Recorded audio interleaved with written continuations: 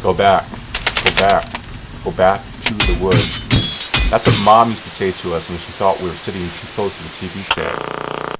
She thought sitting too close to the TV would ruin our eyes. I am absolutely, totally inept when it comes to anything mechanical. Getting a VCR to work, I can hook it up, sort of. This takes absolutely no effort at all. I like to watch TV.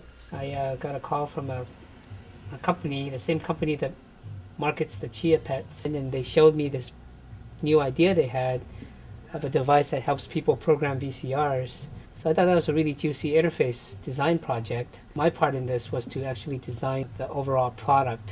So the whole crux of the product was everybody knows how to tell time on a watch. The design basically uses two analog dials, one for on and one for off. So the whole idea was to use the electronics or the concept of a universal remote control where it sends signals to the VCR, and basically it's just a switch that turns it on and off. My favorite show is Sex and the City.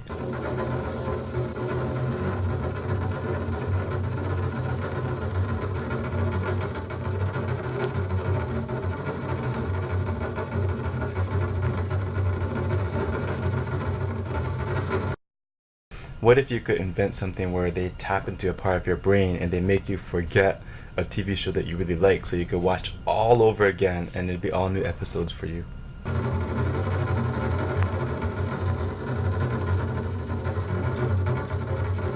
A lot of times I like to ask clients for adjectives on what they envision their product being. It shouldn't be something that looks too much like a high-end product that it'll scare the average consumer or not appeal to an older person who may not be as technically inclined. We have what's called the dish, and they made it very, very easy to record. Everybody complains about how hard a VCR is to use. What I find really interesting is that a lot of people blame themselves for not being smart enough to program their VCRs, when if you really think about it, it's the actual designer who's the dumb one, because he made it so hard and so counterintuitive. The TV was a treat that I was exposed to only when I went to the big city, Guayaquil, in Ecuador, where my cousins had a TV.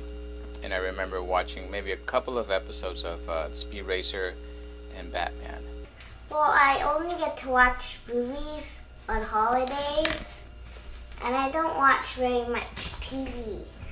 I guess I watch about an hour and a half to 2 hours a week.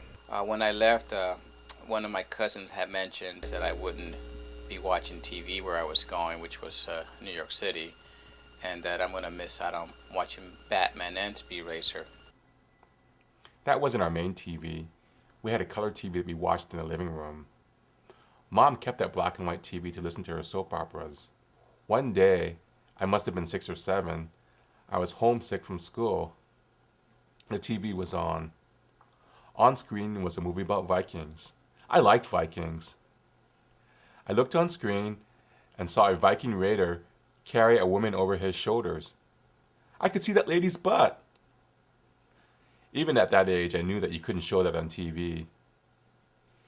The TV was immediately shut off. To this day, I have no idea what movie I'd been watching.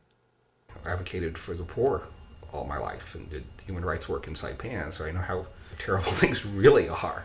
I try not to think about it too much, and TV helps. Good TV, and even bad TV. Do you feel deprived that you can't watch TV like other kids? Sometimes. No, they had to literally exchange boxes. I don't know what went wrong. I have no interest in what went wrong. The system has worked. I hated the cable company. Boy, they're just, no matter who's in control, I mean, they're the scum of the earth. Again, as I said, the emotional investment in all this isn't that much. I mean, I don't want to be emotionally invested in anything other than my wife and my dog and my friends.